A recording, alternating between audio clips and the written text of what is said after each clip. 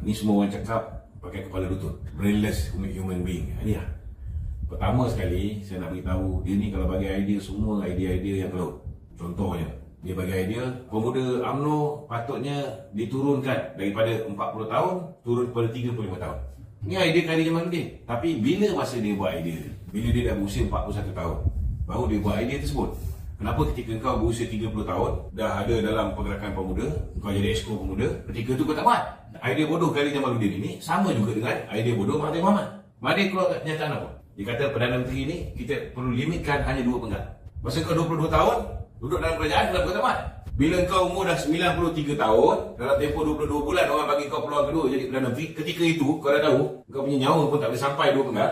Masa tu kau baru nak buat limitation 2 penggal maksimum 10 tahun. This kind of rubbish kita letak bawah kapet. Cuba pakai otak. Orang nak dapat jadi wakil rakyat, kau ingat senang ke? Ada setengah tu daripada ada gigi sampai tak ada gigi baru dapat jadi wakil rakyat. Jangan ingat senang tau. Nak jadi wakil rakyat ni, it's not easy. Khairi Jamaluddin lain. Bapak mentua dia Perdana Menteri. Itu sebab dalam usia muda dia boleh dapat jawatan wakil rakyat. Aku umur 15 dah masuk pemuda UMNO.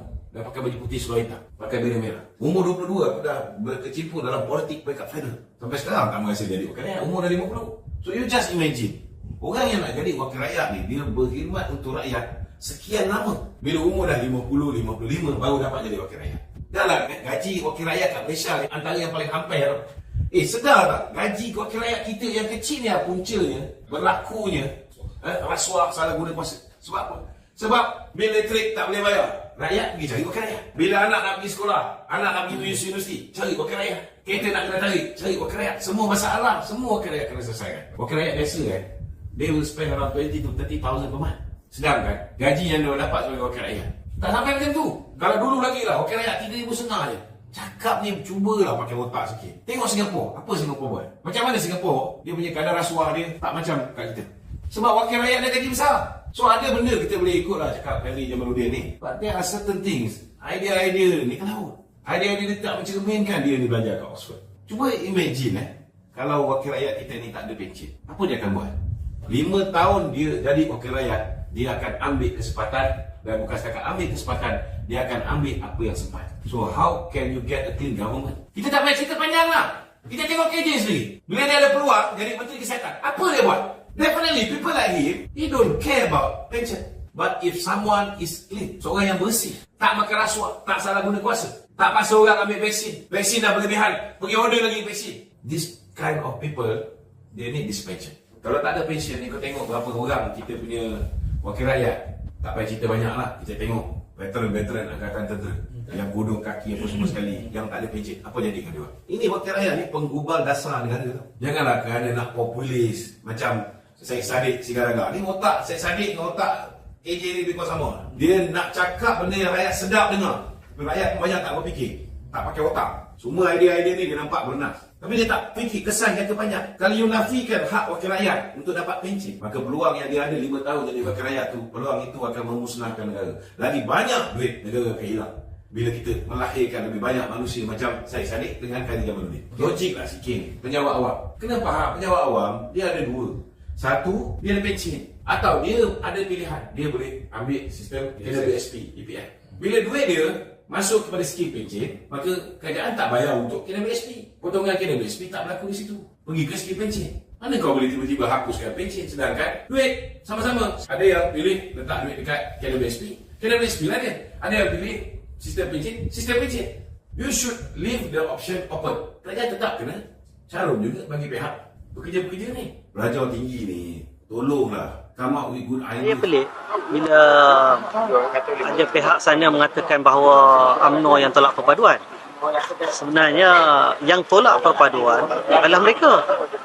Kerana apabila Tuanku Yang di-Pertuan Agong memanggil ketua-ketua parti, semua parti-parti politik, bermula dengan mereka, ketua parti Perikatan Nasional, dipanggil dengan satu tujuan saja. Titah saranan Tuanku adalah supaya semua bersatu padu.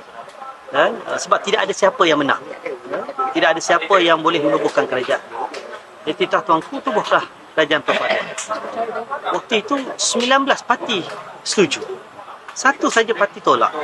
Takkanlah yang 19 parti setuju dianggap tolak perpaduan, yang satu tak setuju dianggap menyokong perpaduan. Ini kan pelik. Sepatutnya ditanya balik, kenapa waktu itu tolak? Kalau tolak, kita alhamdulillah lagi aman. Semua badan kerajaan yang lepas tu kita tidak noktahkan. Kalau kita nak ungkit yang lepas tu, memang kita tak puas hati. Dengan semua pun, dengan DAP lagi kita tak puas hati.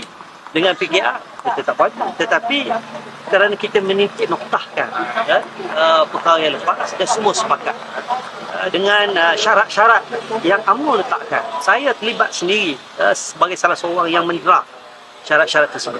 Kita memang secara jelas letakkan, walaupun titah tuanku sebagai sandaran, kita letakkan sebagai syarat siapa saja yang nak bekerjasama dalam menubuhkan kerajaan perpaduan mesti hormat 4 perkara asas. Pertama, Islam, agama, persekutuan.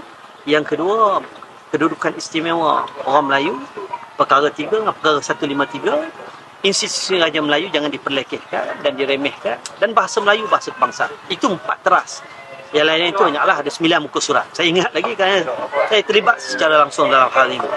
Cuma waktu itu bila kita letakkan sebagai syarat, Perikatan Nasional saja yang menolak. Yang lain semua setuju. Sebab itu saya katakan bahawa sepatutnya yang tolak itulah yang dianggap sebagai pengkhianat. Sebelum pilihan raya di 6 buah negeri tu, kita dah cerita A to Z apa yang berlaku di Terengganu. Kita dah cerita bagaimana PAS menyalahgunakan kuasa daripada zaman Haji Hadi, jual tanah sesuka hati. Kemudian tanah yang sama dibeli balik oleh kerajaan Barisan Nasional, tukar je Menteri Besar, dijual balik pula. Kalau sebelum tu dijual kepada Koperasi Insaf milik pemimpin PAS, kemudian dijual balik oleh Samsuri ni kepada NGO Khairunisa yang mana isteri dia sendiri menjadi pengurusinya dan esko-esko kerajaan negeri punya isteri menjadi ahli jawatan kuasa. Jadi tak selesai masalah-masalah ni semua. Lepas tu ada kes tanah bernilai 11.84 juta pun sama juga dijual kepada Koperasi Kohirman. Kemudian kita lihat bagaimana tanah yang bernilai 70 ekar dijual dengan nilai RM70,000, 1 ekar RM1,000. Dan itu pun orang Terengganu majoritinya memberikan sokongan kepada PAS lagi. Maknanya saya tak tahulah, takkan nak kata orang Terengganu tak kisah rasuah ni. Tetapi kalau misalnya dalam pilihan raya di Kemaman ini kita tak nampak perubahan, maka itulah mesej yang disampaikan oleh orang Terengganu kepada rakyat Malaysia, bahawa mereka tak kisah pemimpin mereka korup, mereka tak kisah pemimpin mereka ni salah guna kuasa. Yang penting Islam. Kalau nak kata PAS ni Islam tu PAS, ini satu sangkaan yang sangat meleset. Islam tak pernah mengajar kita menerima rasuah. Islam juga tak pernah mengajar kita memberi rasuah secara berskala besar-besaran macam mana yang PAS buat. Tapi nak buat macam mana?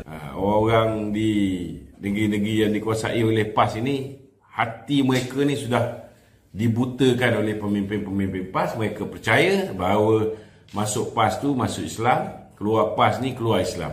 Mereka percaya undi PAS masuk syurga, undi PH, undi BN masuk neraka. Kan? Ini kebebalan yang tidak boleh diwarisi. So cakap pun tak guna. Tapi kita haraplah, biarlah bodoh tu bertempat. Biarlah ada limitation terhadap kebebalan kita. Janganlah terus-menerus diperbodohkan oleh Sanusi, baik oleh Samsuri. Orang tengah bernyabung nyawa, berhadapan dengan masalah banjir. Time tu dia boleh pergi Auckland. Tapi orang tak kisah. Dia boleh cuti 11 hari. Kalau dia pergi cuti 2-3 hari, 4 hari, bila orang dah mati, dia balik, tanda prihatin dia, tak apa lagi. Ini dia orang tak peduli. Kau nak cakap aku juru cakap DAP ke apa? Sekarang ni parti kita UMNO. Saya juru cakap UMNO. Pengarah komunikasi juru cakap UMNO lah. So kalau parti kita dah kerjasama dengan Amanah, kerjasama dengan PKR, kerjasama dengan DAP, maka kita ada social responsibility to protect each other. Kalau bukan saya mulakan dengan protect kawan-kawan kita daripada DAP, daripada PKR, daripada Amanah, do you think they will start first? No. Not necessarily. Betul tak? There must be someone yang kena mulakan dulu. So kita sebagai orang yang berpengalaman, kita lah mulakan dulu. Kita protect sahabat-sahabat kita, our brothers, macam kita protect diri kita sendiri. Jadi bila mereka nampak pemimpin kita kena serap, contohnya Datuk Zahid kena serap, kita tengok, Ryan pun protect Datuk Zahid. Nampak tak? Kalau kau tanya orang macam KJ, dia tak boleh fikir benda ni. Sebab dia duduk dalam parti kita pun, dia kata parti kita ni dah sesat. Parti kita ni dah sakit. I'm a reformist. I'm going to reform this party. You got to vote for me. Dia tak sedar. Yang dia cakap tu menyebabkan calon-calon BN lain hilang undi. Sebab KJ sendiri cakap, parti kita ni dah sakit. Parti kita ni dah sesat. Last kali, dia pun tak dapat undi. Apa dah muka? Kita jangan belagak kita ni bagus sangat sampai semua orang kita nafikan. Ada kalanya dia punya kebijaksanaan dalam bidang pelajaran tak semestinya kita bijaksana dalam kehidupan. Ada kalanya kita memang pandai bab macam mana nak cari duit, lebih-lebih lagi duit haram. Tidak bermakna kita juga pandai dalam soal menjaga rakyat. Ada kalanya orang lain yang tak sekolah pun boleh baca kita ni buat duit hasil daripada keperitan rakyat. Sedangkan kita yang berpelajaran tinggi tidak rasa apa-apa. Kita tak rasa yang kita menekan rakyat suruh wajib ambil vaksin dan sebagainya. Ini kita kena faham. Itu sebab ada doktor lawan dengan penuri getah, ketua cawangan, kalah doktor ni. Itu realiti politik.